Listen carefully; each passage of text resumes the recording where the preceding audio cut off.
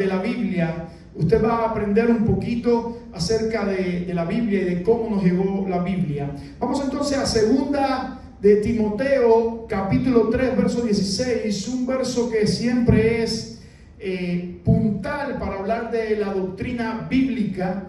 Dice la palabra del Señor de esta manera: toda la escritura es inspirada por Dios y útil para enseñar, para redarguir, para corregir, para instruir en justicia, a fin de que el hombre de Dios sea perfecto, enteramente preparado para toda buena obra.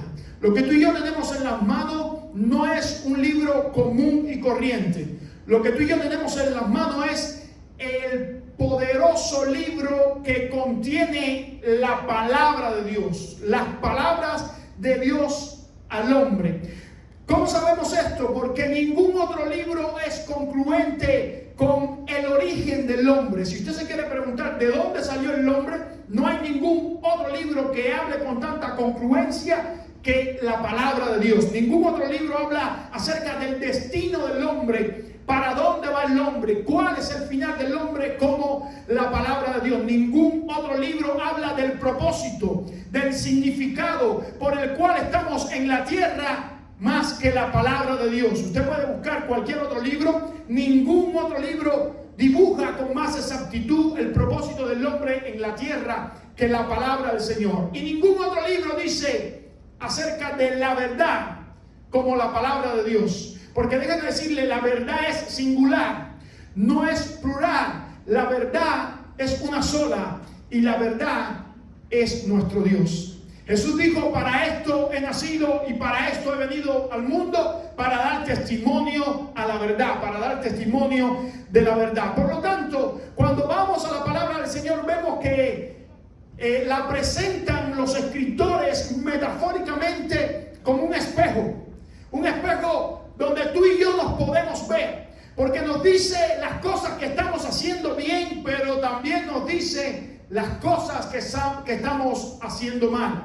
Santiago dice que cuando nos miramos en el espejo de la palabra del Señor, es bueno que nos mantengamos haciendo lo que corresponde a la voluntad de Dios, sino que cuando nos vayamos seamos como el hombre que mira su rostro en el espejo y luego se olvida de su rostro. Así que cuando leamos la palabra de Dios, entendamos qué es lo que debemos hacer. La palabra de Dios es comparada también como la leche que tú y yo necesitamos y que necesitan los niños para crecer. Es comparada como la lluvia que da la vitamina, que da las características o el nutriente necesario para que la semilla crezca. Es comparada también como la semilla que cae en nuestro corazón. Es como el evangelio que cae en nuestro corazón y se hace fructificar. Es comparada como la espada del espíritu, la espada que tú y yo necesitamos para vencer las artimañas del diablo. Es comparada como el fuego purificador, el fuego que nos santifica, el fuego que nos cambia. Es comparada como un martillo que rompe, que tritura, que machaca los argumentos de los hombres y trae el argumento único, y es el argumento de Dios. Es comparada como la miel que tiene un gusto inigualable, la miel que tiene propiedades curativas, la miel que al paladar es singular, y es comparada como el pan, el alimento universal. La palabra de Dios es un alimento para nuestra vida de una manera especial. Por lo tanto, podemos decir que la palabra de Dios es nuestra única regla infalible de fe y conducta. No nos guiamos por lo que dice un hombre, no nos guiamos por lo que dice una institución, no nos guiamos por lo que dice una organización, no nos guiamos por lo que dice un grupo religioso, nos guiamos por lo que dice la palabra de Dios, porque estamos seguros, y vamos a ver esto en este estudio, de que la Biblia no contiene, sino que es en su totalidad 100% la palabra de Dios. Algunos ven las letras de Jesús en roja y dicen: esta es la palabra de Dios. No, déjame decirte algo. El escrito que leímos en el principio dice que toda la escritura es inspirada por Dios, es palabra de Dios. Por lo tanto, vamos a ver cómo nos llegó la Biblia, cómo recibimos la Biblia. Por lo tanto, los primeros materiales donde se escribió la Biblia son las tabletas de arcilla. Antes que apareciese el papel, los escritores antiguos, estoy hablando 3500 años atrás, empezaron a escribir en tabletas de arcilla que las humertaban y luego escribían con instrumentos punzantes, con instrumentos de hierro, y luego las secaban y quedaban las escrituras. Usted puede contemplar y ver una de esas imágenes. Después de las tabletas de arcilla, se empezó a escribir en papiros. Papiro es una planta que crecía cerca del río Éufrates y del Nilo. Usted tiene la planta ahí en la imagen. Y luego esa planta se molía, se pasaba por una prensa y se sacaba especie de una hoja. Allí se empezó a escribir la Biblia. Tenemos también el pergamino. El pergamino era un poco más especial que el papiro, porque era la piel de los animales. Se cogía la piel de los animales, se curtía la piel de los animales y ahí se empezó a escribir. Y por último tenemos el códice. El códice es ya más la estructura del libro que conocemos hoy en día. Es un compendio de pergaminos o papiros juntos y así se formó el libro. El primer libro se llamó Códice. Alabado sea el nombre del Señor. Dios le dio la palabra a Moisés y Moisés empezó a escribir lo que serían los primeros 5 libros de la Biblia que llamamos el Pentateuco: Génesis, Éxodo, Levítico, Número y Deuteronomio. Luego se levantaron profetas tales como Isaías, como Jeremías, como Ezequiel, y empezaron a escribir. Se levantaron también reyes como David y Salomón, donde Dios le dio palabras inspiradas de su misma boca y comenzaron a escribir también. También se levantaron líderes como Nehemías, sacerdotes como Esdras, músicos como fue Coré, bendito sea el nombre del Señor, y como fue Asaf, y empezaron a escribir la palabra del Señor. Para el tiempo de Salomón ya había un pequeño compendio de material escrito. Estaba el Pentateuco, estaban los libros de los jueces, estaba Ruth, primera y segunda de Samuel. Luego se incorporaron, después del destierro, se incorporaron los libros de los Salmos, Proverbios, Eclesiastés, el libro de Reyes, Isaías y algunos profetas menores. Ya cuando ellos volvieron del cautiverio, volvieron del destierro, ya ellos tenían lo que sería el Nuevo Testamento, el Antiguo Testamento, compendiado completamente. Ellos tenían el canon del Antiguo Testamento. Pastor, ¿qué cosa es la palabra canon? La palabra canon quiere decir regla de medir, quiere decir normas por lo que debía pasar un libro para que se atestiguara que venía de parte de Dios, que era divino. Una de las reglas o normativas del Antiguo Testamento era que el hombre tenía que ser un siervo de Dios. Y no un siervo de Dios porque él lo dijera por su propia boca, sino un siervo de Dios porque todo el pueblo lo reconocía como siervo de Dios. Otra de las normas que debía pasar el escritor era que si era un profeta, todo lo que había hablado se hubiese cumplido al pie de la letra.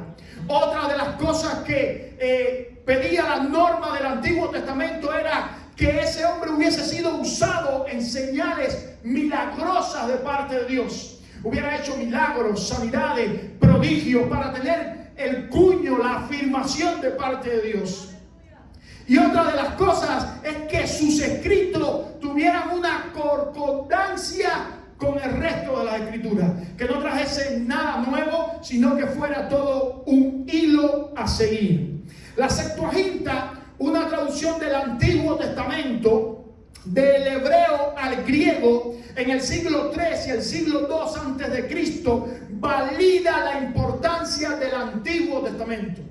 La Septuaginta es la traducción, la primera traducción que se hizo del hebreo al griego. Es todo el Antiguo Testamento escrito en el idioma que estaba hablando el pueblo actualmente o en ese tiempo, es el idioma griego. del Antiguo Testamento se tenían unos escritos que se llamaban los escritos masoretas. Y esos escritos de los masoretas se tenían para el tiempo 800 años después de Cristo.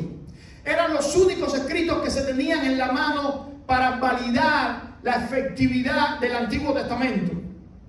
Cuando para el año 1940 un pastor nómada estaba pastoreando sus ovejas y un depredador apareció y él tomó una piedra para espantar al depredador, y una de estas piedras fue hacia una cueva. Es la cueva que usted ve ahí en su imagen, donde hay ese huequito que hay ahí en la cueva. La piedra fue para ese hueco y él sintió un sonido extraño, un sonido metálico, latoso. Y cuando fue a averiguar por qué había salido el sonido de esa prueba, se encontró que en esa cueva había muchas vasijas de barro. La piedra le había dado a una de las vasijas de barro y había salido ese sonido. Ese hombre vio que en esas vasijas de barro había muchos documentos. Como era un nómada, un pastor de ovejas, no tenía cultura, tomó esos documentos, los llevó a su casa, no sabía lo importante de los documentos y lo vendió por unos pesos, unos poquitos pesos.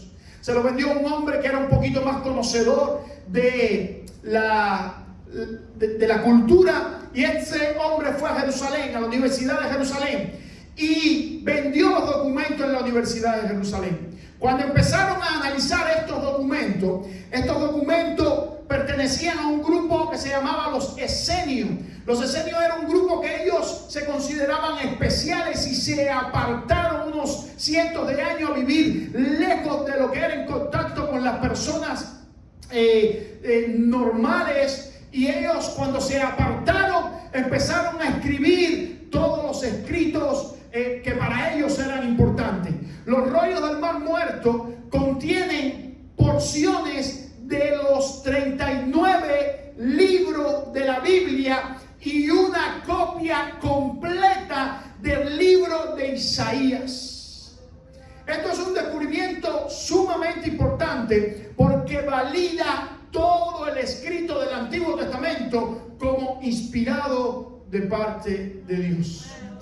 La palabra de Isaías 53, que habla de Jesús y que dice que el Mesías iba a venir, iba a morir por ti, por mí, y por su llaga íbamos a ser nosotros sanados y curados y perdonados, estaba ahí escrita en cuevas, respaldada ya para el 1940, cuando algunos críticos se levantaron, se tuvieron que acostar de nuevo y se tuvieron que callar porque apareció la validez de los escritos del Antiguo Testamento. Cuando entramos en el Nuevo Testamento, para que un escrito pasara por el canon, pasara por la regla de medir, tenía que suceder esto. El escritor tenía que haber visto a Jesús, tenía que haber hablado con Jesús, o tenía que haber escuchado a Jesús, o tenía que haber tocado a Jesús.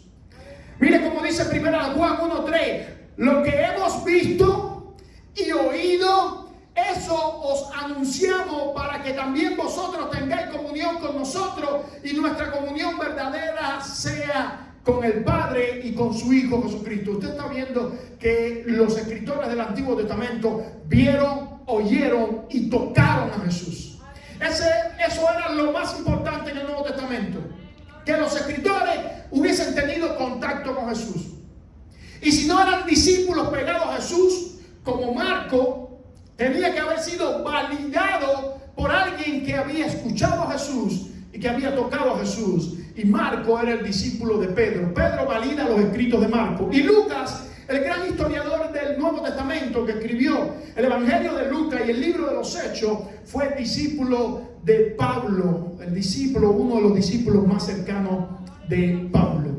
El Nuevo Testamento, entonces, tenemos que después de Cristo se empezaron a circular una cantidad de escritos tremendo. Se levantó en el primer siglo un hombre que se llamó Marción. Este fue un hombre hereje y quiso hacer su propio canon y quiso hacer su propia versión de la Biblia y empezó a cortarle de los escritos originales de los apóstoles, empezó a cortarles porciones y empezó a sacarle enseñanza a las escrituras de Pablo para él hacer su propio Nuevo Testamento. Este hombre en general enseñaba que el Dios del Antiguo Testamento era un Dios tirano, un Dios que no tenía amor, un Dios que tenía una mente retorcida, y que Jesús vino a librarnos del Dios del Antiguo Testamento. Por supuesto que estas enseñanzas no iban en hilo con la palabra de Dios, y se tuvo que levantar los líderes de la iglesia,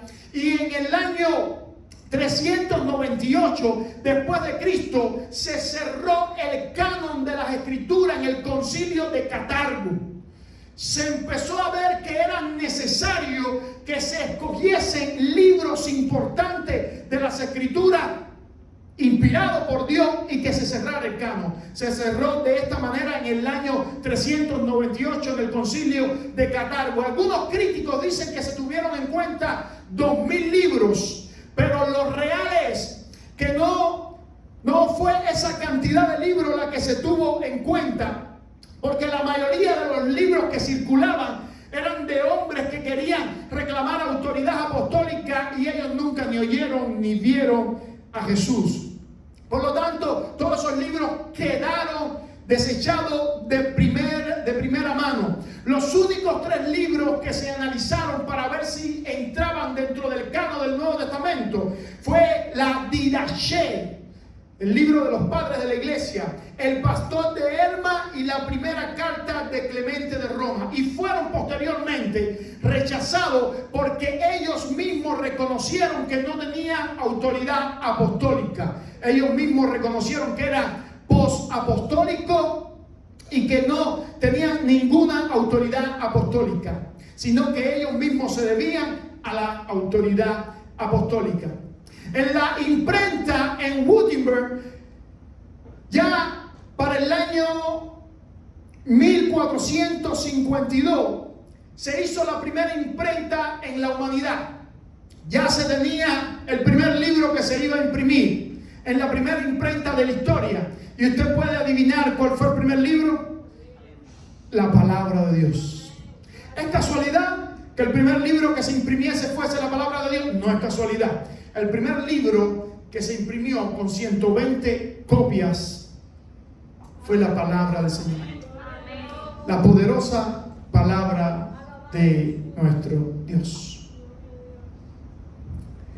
Vamos a ver algunas características entonces de la Biblia. Para el año 382 al 404, le doy esta estadística antes de ir a las características de la Biblia. Jerónimo compendió por primera vez lo que sería toda la Biblia. Empezó a hacer un trabajo. Jerónimo le pidieron que hiciera un compendio de la Biblia del Antiguo Testamento y del Nuevo Testamento, y él hizo una traducción del hebreo y del arameo al latín, y del griego al latín, y esta Biblia se llamó la Vulgata Latina.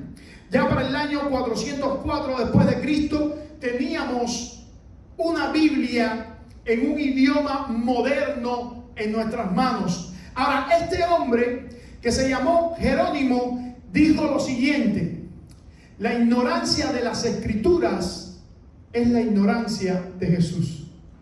Usted puede ver eso. La ignorancia de las escrituras es la ignorancia de Jesús.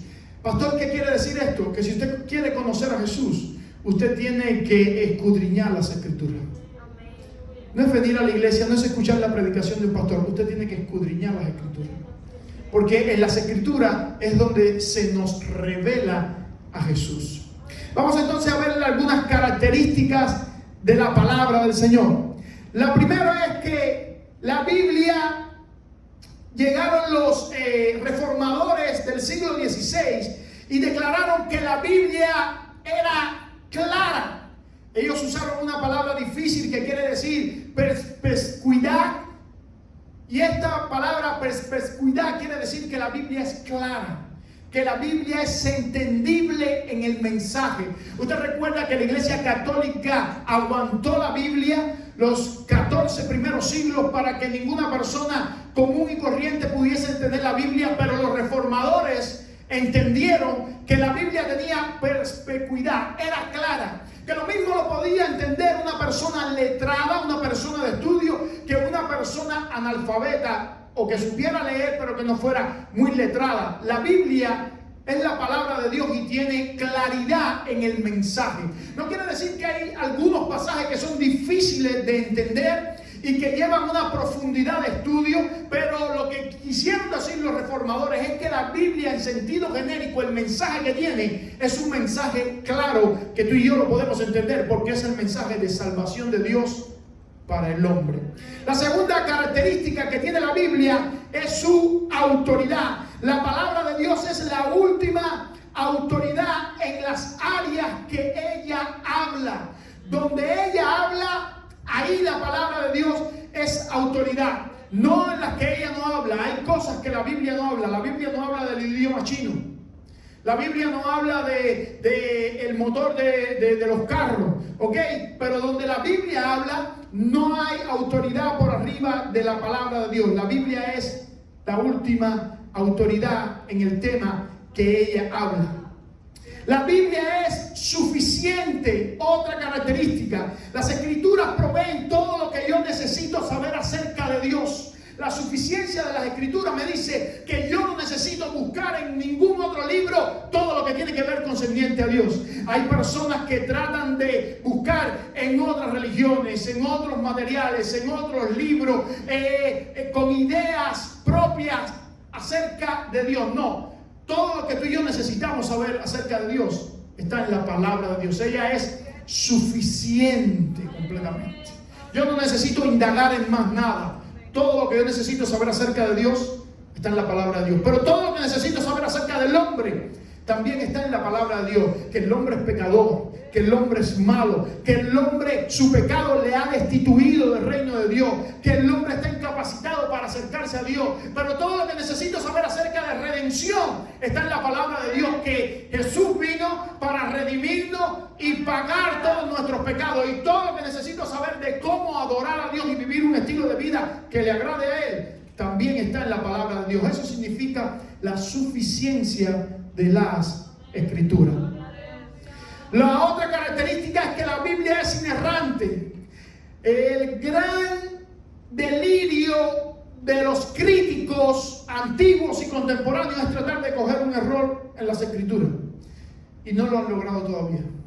No han logrado coger ningún error en las Escrituras, extraer ningún error. ¿Sabe por qué? Sencillamente porque la Biblia es la palabra de Dios. Déjame echar para atrás un poquito y decirte que los escritos del Mar Muerto que se encontraron en comparación con los escritos masoretas estaban en un 99.2 o un 99.3 con exactitud, un escrito con el otro. Había solamente de todas las escrituras del Antiguo Testamento 17 palabras que no coincidían.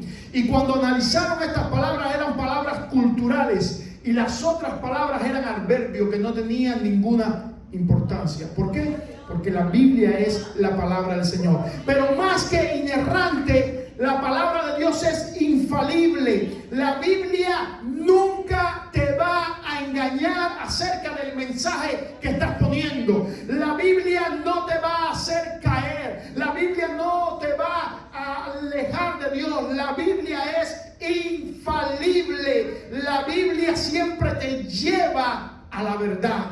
Y por último, sexta característica, la Biblia es eterna. Martín Lutero decía, la Biblia no es ni antigua ni es moderna. La Biblia es eterna porque salió de un ser eterno, porque la dio un ser eterno. La Biblia no es una filosofía humana. La Biblia no es un modo de vivir bonito. No, la Biblia es eterna porque salió de un ser eterno y las palabras de Dios permanecen para siempre. Isaías 48, sécase la hierba, marchítese la flor, mas la palabra de Dios nuestro, el Dios nuestro, permanece para siempre. Mateo 24:35, el cielo y la tierra pasarán, pero mis palabras no pasarán. Mateo 5:18, porque de cierto os digo que hasta que pasa el cielo y la tierra, ni una jota ni una tilde pasará de la ley hasta que todo se haya cumplido. Alabado sea el nombre del Señor.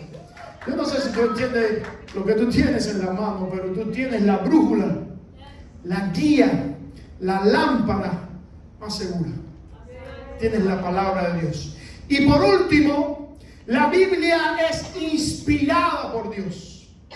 La Biblia es dada por Dios. En nuestro idioma original se tradujo inspiración, pero la palabra original es theopneustos, que quiere decir exhalar, soplar, soplo de Dios. Por lo tanto, lo que Dios le dio a los hombres que escribieron la palabra de Dios fue su soplo, fue su espíritu, fue su palabra. Usted no puede hablar sin que salga ese aliento, ese soplo, ese espíritu de dentro. Cuando Dios habló a los escritores que escribieron la Biblia, dio su espíritu. Por eso Jesús dijo: mis palabras son espíritu y son vida. La palabra de Dios no está muerta. La palabra de Dios es viva y eficaz, y es más cortante que espada de doble filo. Déjame decirte por qué nosotros creemos que la palabra de Dios es inspirada, dada por Dios, porque es el único libro que transforma al hombre. No hay otro libro que transforme al hombre. Déjame darle algunos testimonios, o un testimonio, para que usted pueda entender. Hay personas que nunca le han predicado el Evangelio, le han explicado la Biblia y se han expuesto a leer la Biblia, y ellos han sido salvos solamente por leer la Biblia. La Biblia tiene un poder transformador porque es la palabra de Dios. Y no solamente transformó a los 11 discípulos que estuvieron con Jesús, sino que posteriormente ha transformado millones y millones de discípulos que han seguido a Cristo mediante las Sagradas Escrituras. Han sido transformados, y tú y yo somos testimonios real de que hemos sido transformados por la palabra de Dios. Segunda evidencia que la Biblia es inspirada por Dios: sus profecías cumplidas. El Señor, de una manera especial, ha cumplido todas las profecías. Cerca de 30 o 40 profecías del Antiguo Testamento se cumplieron solamente en la vida de Jesús. Profecías que dijeron cómo se iba a llamar, profecías que dijeron dónde iba a nacer, profecías que dijeron cómo iba a ser en su ministerio, cómo iba a morir, el tiempo que iba a estar muerto, profecías que dijeron cómo iba a resucitar, profecías que dijeron que se iba a sentar a la diestra del Padre. Todo tipo de profecías. 40 profecías del Antiguo Testamento cumplidas solamente en la vida de Jesús, y unas 100 más que se han cumplido hasta el momento, y las que no se han cumplido están esperando su cumplimiento, y crea usted que se va a cumplir. La otra evidencia es la unidad de la Biblia. Usted conoce, la mayoría de ustedes ha pasado la clase de reglamento. La Biblia tiene una unidad que ningún libro posee, escrita por 40 autores a lo largo de 1600 años, escrita desde 3 continentes diferentes: Europa, África, Asia. Personas que tenían distintos niveles culturales, unos muy inteligentes y otros de vulgo, y el mensaje es único. El mensaje no tiene contradicción, tiene una unicidad especial, extraordinaria. La razón es porque es la palabra de Dios. La Biblia es inagotable. Por mucho que estudiemos la Biblia, usted se puede aprender cualquier libro de memoria, cualquier material de memoria, pero la Biblia tiene algo peculiar. Cada vez que usted la lee, el pasaje que usted leyó hace un año atrás, Dios lo usó para ministrarle en una circunstancia que estaba viviendo en ese tiempo, pero usted lo lee en este tiempo ahora, y el pasaje se amolda a la vida de usted, porque la Biblia es inagotable. Dios le ministra siempre, usted aprende y es ministrado siempre de la palabra del Señor. Otra característica: su asombrosa circulación. Ningún otro libro ha circulado más que la palabra del Señor. Ningún otro libro ha tenido más traducción que la palabra del Señor. En el 1500 después de Cristo, la Biblia estaba traducida ya en 14 idiomas. En el 1600 estaba traducida en 40 idiomas. En el 1800 estaba traducida en 72 idiomas. En el 1900 ya estaba traducida en 567 idiomas. En el 1937 en 1000 idiomas. En el 1970 en 1500 idiomas. Para el 1997 ya estaba en 2200 idiomas.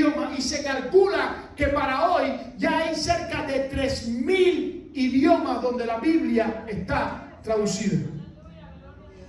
Y esto nos lleva a la conclusión que ya más de un 90% de toda la humanidad tiene al alcance de su mano la palabra de Dios. ¿Con qué otro libro pasa eso? Con ningún libro en la historia. ¿Qué otro libro se ha traducido tanto? Ningún otro libro en la historia. ¿Qué otro libro ha tenido tanta difuminación? Ningún otro libro en la historia. Su vigencia, lo mismo que la Biblia dijo hace 3.000 años, vimos 3.500 años, 2.000 años atrás, se mantiene vigente porque no cambia con el tiempo. La Biblia es la palabra de Dios. Y su preservación, Dios mismo ha preservado su palabra. Se han levantado enemigos, se han levantado países, se han levantado círculos con filosofías contrarias a la palabra de Dios queriéndola destruir, pero la Biblia permanece porque es la palabra de Dios. Usted conoce el testimonio de Adolfo Hitler, quien asesinó 6 millones de judíos, trató de exterminar la palabra de Dios en un lugar que se llamaba el búnker de Hitler. Allí se quemaron cientos y millones de Biblias. Y curiosa o paradójicamente, hoy en día una de las mayores imprentas de la Biblia está en ese lugar, en el búnker de Hitler. La difuminación de la Biblia es impresionante. Ahí está el Señor preservando la palabra de Dios. Vamos a dar entonces algunos consejos sobre la palabra de Dios. Si es tan importante, si es vital, si solamente, dijo Jerónimo, podemos conocer a Jesús estudiando la palabra de Dios, conociendo la palabra de Dios, ella misma nos da 4 consejos importantes para que nosotros podamos ir adelante. El primer consejo es: yo necesito desear la palabra de Dios. Diga conmigo, desear la palabra de Dios. Yo no puedo crecer espiritualmente si yo no deseo la palabra de Dios, si yo no anhelo la palabra de Dios. La intención mía con esta meditación no solamente es darte conocimiento, sino despertar en ti una pasión por la palabra de Dios. Si hay algo que te edifica, que yo hablo, es porque acaricio la Biblia, pero si tú la tomas y la lees, vas a ser mucho más edificado que escuchando mis palabras. Tú necesitas desear la palabra de Dios. Primera de Pedro 2:2: desead como niño recién nacido la leche espiritual no adulterada, para que por ella crezcáis para salvación. Como niño recién nacido. Como aquí hay muchas madres. Como un niño cuando tiene hambre pide la leche de su mamá a gritos, desesperadamente, a tal punto que la madre y todos los que estén en la habitación le dice: dale la leche ya. Así tú y yo tenemos que desear la palabra de Dios como niños recién nacidos, no por nuestro poco tiempo en el Evangelio, sino por la importancia que tiene la palabra de Dios para que tú y yo crezcamos para salvación. Si tú y yo no tenemos una ingesta diaria de la palabra de Dios, no estamos creciendo para salvación. Tú y yo necesitamos ingerir la palabra de Dios, consumir la palabra de Dios, desear la palabra de Dios. Dice el Salmo 1: bienaventurado el varón que no anduvo en consejo de malos, ni en silla de escarnecedores se ha sentado, ni estuvo en camino de pecadores, sino que en la ley de Jehová está su delicia, y en su ley medita de día y de noche. Será como árbol plantado, cuando medites en la Biblia de día y de noche, que da su fruto a su tiempo y su hoja no cae. Dice Josué 1:8: nunca se apartará de tu boca este libro de la ley, sino que de día y de noche meditarás en él, para que guardes y hagas conforme a todo lo que en él está escrito, porque entonces hará prosperar tu camino y todo te saldrá bien. ¿Quieres que te vaya bien? ¿Quieres prosperar en tu camino? No es trabajar de lunes a domingo, es meditar y deleitarte en la palabra de Dios. Cuando trabajamos de lunes a domingo, lo que ganamos cae en sacos rotos. Pero cuando nos deleitamos en la palabra de Dios, entonces Dios hace prosperar nuestro camino y todo nos sale bien. Alabado sea el nombre del Señor. Lo segundo que yo debo de hacer, no solamente desear la palabra, sino entender la palabra. Yo necesito comprender la palabra. Yo necesito saber qué la Biblia me está exigiendo, qué la Biblia me está demandando, qué Dios mediante la Biblia quiere de mí. Mateo 13:19. Cuando alguno oye la palabra del reino y no la entiende, viene el malo. ¿Quién es el malo? Satanás. Y arrebata lo que fue sembrado en su corazón. Este es el que fue sembrado junto al camino. ¿Por qué nos pasa lo que nos pasa? Porque no entendemos la palabra de Dios. Practicamos una religión, una costumbre, venimos a la iglesia, tratamos y nos esforzamos humanamente por ser mejores personas, pero de eso no se trata. Se trata de entender la palabra de Dios. Cuando yo entiendo la palabra de Dios y yo entiendo que yo debo coronar a Cristo como mi Señor, y la Biblia me enseña cómo yo coronar a Cristo como mi Señor, y la Biblia me enseña cómo yo depender de Él, y la Biblia me enseña cómo yo adorarle, cómo yo obedecerle, entonces las cosas cambian. Mateo 13:19 y 23. Mire la diferencia de la semilla que tuvo fruto y la que no tuvo fruto, que es entender la palabra de Dios. Mas el que fue sembrado en buena tierra, este es el que oye y entiende la palabra y da fruto que produce al 100, a 70 y al 30 por uno. ¿Por qué? Porque entendió la palabra de Dios. Si usted no entiende la palabra de Dios, su obligación es buscar a su pastor, a su líder espiritual, y decirle: explícame la palabra. ¿Qué quiere decir la palabra aquí? Yo quiero aprender la palabra. Y su pastor le va a tratar de explicar qué quiere decir la palabra de Dios. Porque la Biblia es su propio intérprete.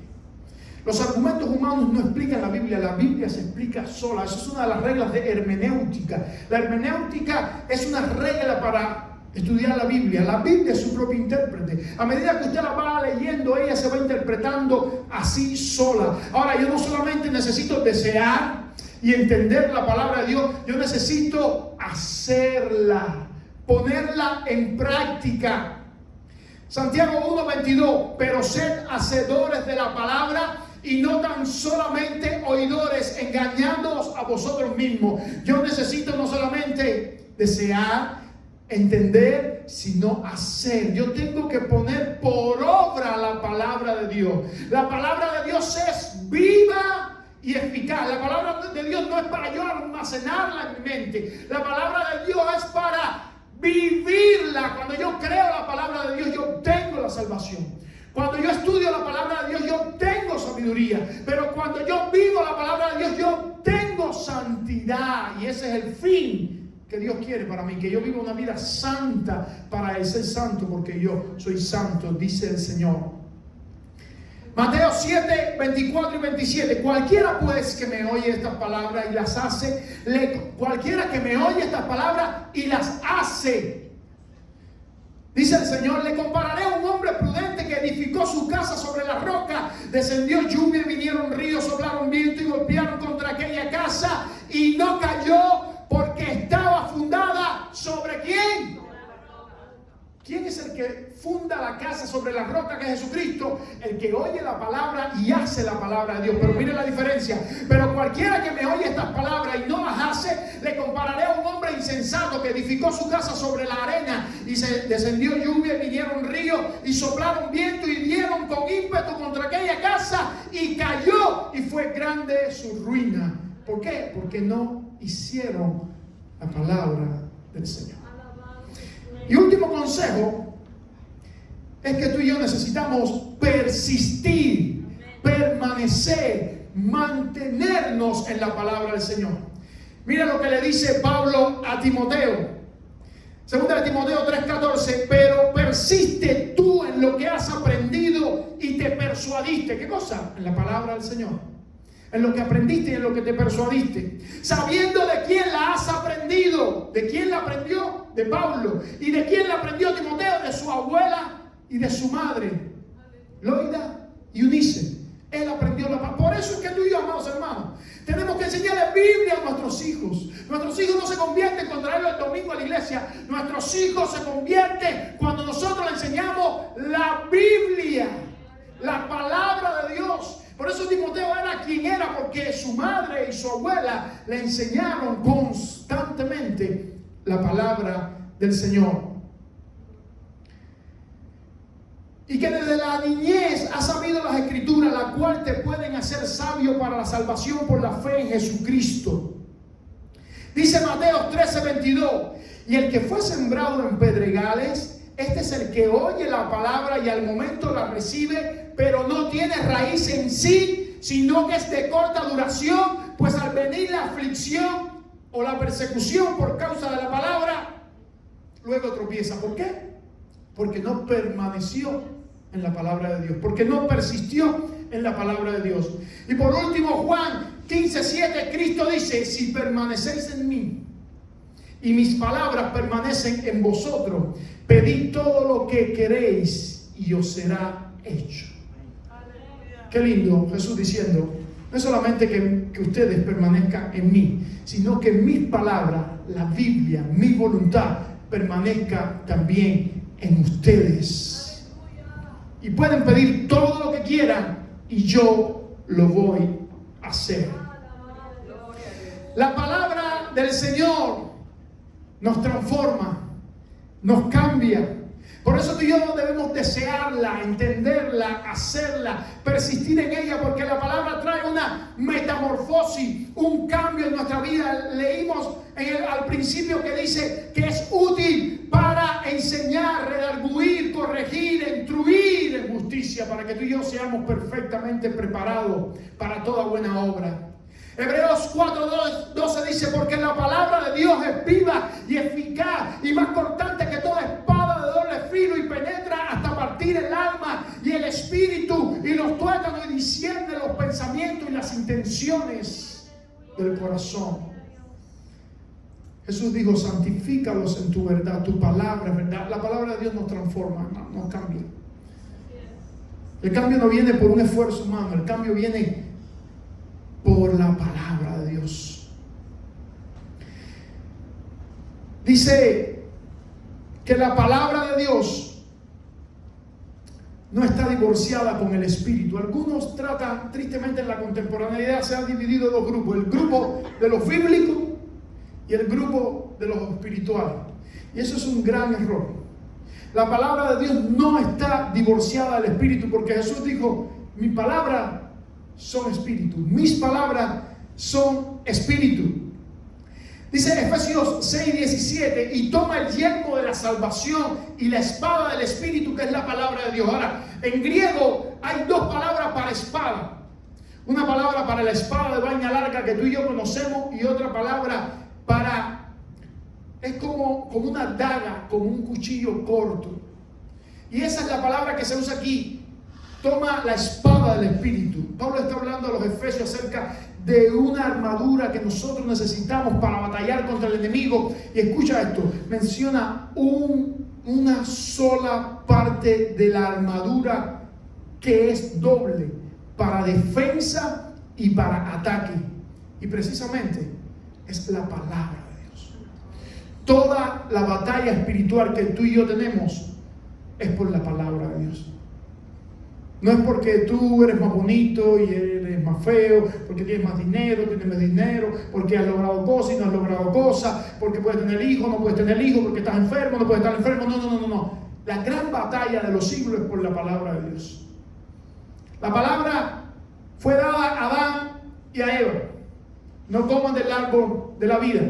Después vino Satanás y le dijo: lo que Dios dice no es verdad. Si ustedes comen, van a ser igual que Dios. ¿Por cuál fue la batalla? Por la palabra de Dios. Jesús, cuando fue al desierto, el ir y venir de la batalla espiritual que tuvo el máximo exponente de las tinieblas como el máximo exponente de la luz, ¿cuál fue? El ir y venir fue por la palabra de Dios. Y tú y yo, la mayor batalla espiritual que tenemos sin duda No es que estoy adivinando lo que le está pasando, es que la Biblia lo dice. Sin duda la mayor batalla que tú y yo tenemos es por la palabra de Dios. El diablo se va a agenciar los métodos, las personas, las filosofías para que tú y yo no creamos en la palabra de Dios. ¿Por qué? Porque si tú no crees cualquier otro argumento no tiene significación para tu vida. Pero si tú no crees la palabra de Dios te vas directo para el infierno. Por eso hay una batalla terrible en si creo o no creo la palabra de Dios. Por eso Pablo le dice a los Efesios: tome la espada del Espíritu, que es la palabra de Dios, una daga, una espada corta que vas a necesitar en momentos oportunos en tu vida para sacarla cuando el diablo te esté atacando, tratando de confundir, engañándote, envolviéndote. Tú vas a sacar esa daga corta, un versículo, una porción, un párrafo, una sola palabra de la palabra de Dios y la vas a dar una estancada al enemigo y vas a ser libre, porque la palabra de Dios es eficaz. ¿Te has sentido así alguna vez? Que te has querido morir y has escuchado en el radio, has leído en la Biblia, alguien te llamó por teléfono y te dio la palabra, alguien te dio una profecía, una palabra, dos palabras, tres palabras, una oración, y has venido de muerte a vida. ¿Sabes por qué? Porque la palabra de Dios tiene poder. Nosotros necesitamos creer que la palabra de Dios tiene poder. Juan 14, 26, 27. Mas el Consolador, el Espíritu Santo, a quien el Padre enviará en mi nombre, Él os enseñará todas las cosas y os recordará todo lo que yo he dicho. ¿Ves? La unión no se puede divorciar, la palabra y el Espíritu. La misión del Espíritu en la tierra es recordarte la palabra de Dios. Pero déjame decirte de nuevo, que no lo tomaste de la primera. Recordarte, porque ya tú lo tienes que saber. ¿Cómo sabes que el Espíritu te está hablando si nunca has leído la palabra de Dios? El Espíritu solamente te recuerda lo que Jesús ya dijo.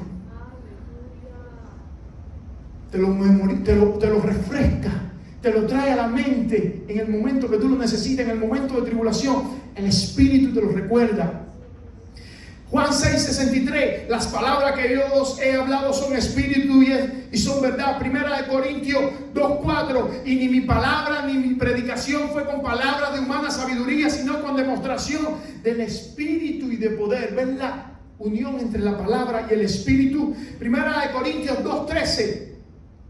Primera de Tesalonicenses 1:5, pues nuestro evangelio no llegó a vosotros en palabras solamente, sino también en poder, en el Espíritu Santo de Dios.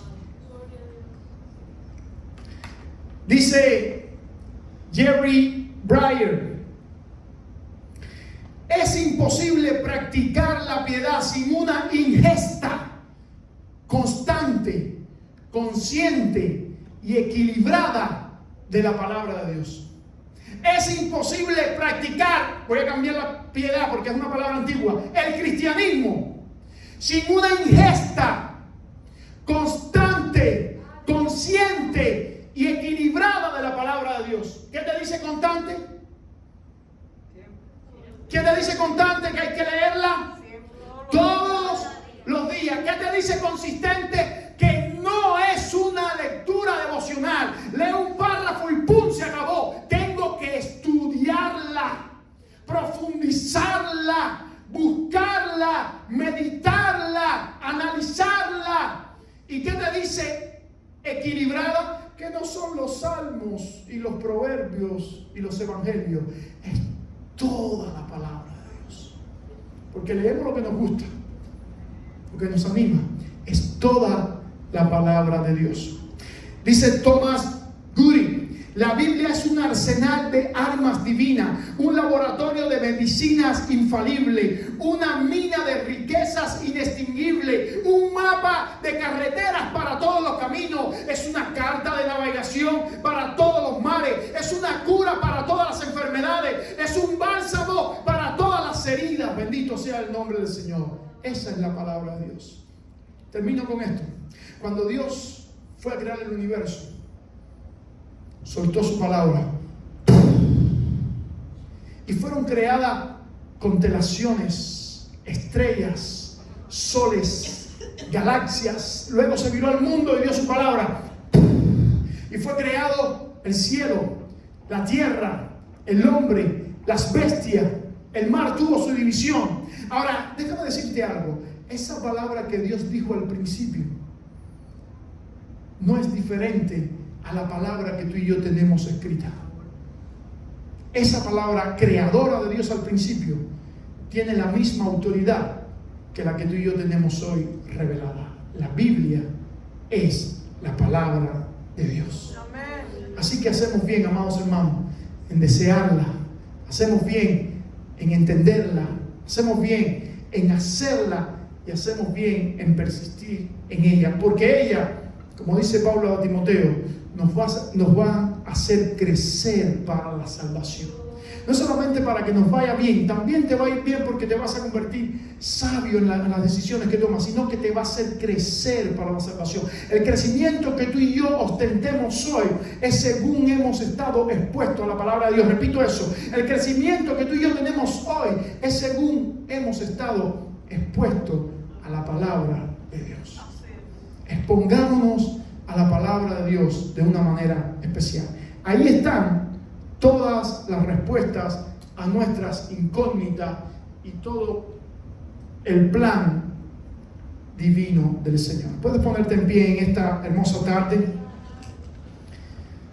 Alabado sea el nombre de nuestro Dios. Estoy esperando diciembre. En diciembre estoy programando un método para que nos embarquemos todos juntos en leer la palabra del Señor en un año. Y yo quiero que tú te comprometas a hacerlo. Vamos a ponerla ahí en la pizarra cada domingo de qué capítulo vamos a leer, pero yo quiero que tú desde hoy digas, voy a lograrlo, voy a hacerlo. Yo necesito leer la palabra de Dios, porque si hay libros de la Biblia que tú no te has leído, hay palabra de Dios que tú no sabes para tu vida, que tú no puedes disfrutar, que el Espíritu no te puede recordar en momentos oportunos. Y tú y yo necesitamos la palabra del Señor.